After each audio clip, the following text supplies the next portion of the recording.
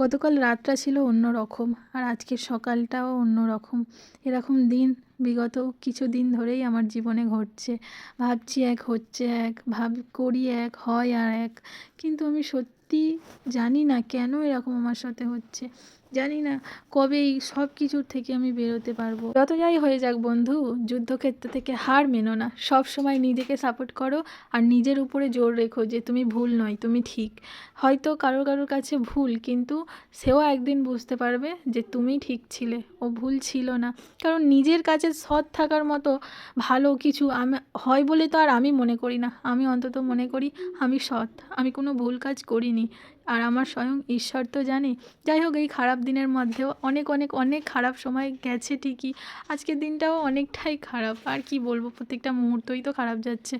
তার মধ্যে মাকে নিয়ে যাচ্ছিলাম ডক্টর দেখাতে। অনেক দিন হয়ে গেছে মাকে ডক্টর দেখানো হয়নি, আর মাথাটা একটু ঘুরছে, প্রায় প্রবলেম হচ্ছে। মা তো স্ট্রোক পেশেন্ট, তো ভাবলাম রিপোর্ট বানিয়ে আজকে চেক আপ করতে নিয়ে যাওয়া হচ্ছে। আগের দিন ব্লাড টেস্ট করে কিছু রিপোর্ট করা হয়েছে, তো সেই অনুযায়ী যাওয়া হচ্ছে। গিয়ে ডক্টরটা দেখিয়ে বাড়ি ফিরবো। আর মাম্মা বাড়িই আছে, ওকে তালায় লক করে দিয়ে চলে এসেছি।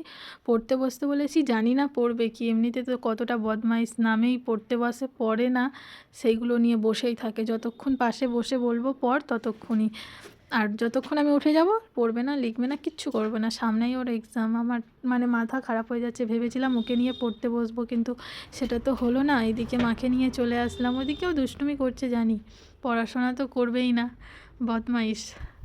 যাই হোক, এটাও খুবই ইম্পর্টেন্ট কাজ ছিল, কারণ সামনেই আমরা একটু বেরোবো। তো তার আগে ভাবলাম মাকে একটু চেক আপ করিয়ে নিই বলে চলে এসেছি ডক্টরের ঘরে। ডক্টর তো অনেক বকাবকি করছিল, কারণ মাকে বেল্ট দিয়েছে, মা সেটাও এখন আর পরে না। বলে কোমরের প্রবলেম হয় না বলে পড়ি না, তো হাঁটুর তো প্রবলেম হচ্ছে। এই হিসাবে ডাক্তার একটু বকাবকি করছিল। আপনাদের যতক্ষণ না বেশি হবে আপনারা সেটার মর্ম বুঝবেন না। তো যাই হোক, ডক্টর দেখিয়ে মেডিসিন নিয়ে বাড়ি ফিরছি। বাড়ি ফেরার জন্য আমাদের পেস্টটাও আজকে একটু শেষ হয়ে গিয়েছিলো, ভাবলাম ওখান থেকেই নিয়ে নিই। তো রেস্ট পেস্ট আমরা ব্যবহার করি, জানি না এটা তো ওষুধ দোকান থেকে নিলাম, এটা আবার কীরকম হবে। তো যাই হোক, মোটামুটি যাই হোক ইউজ করে নেব, ফেলে দেবো না।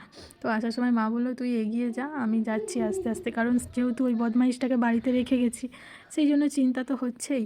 তো চলে এসেছি।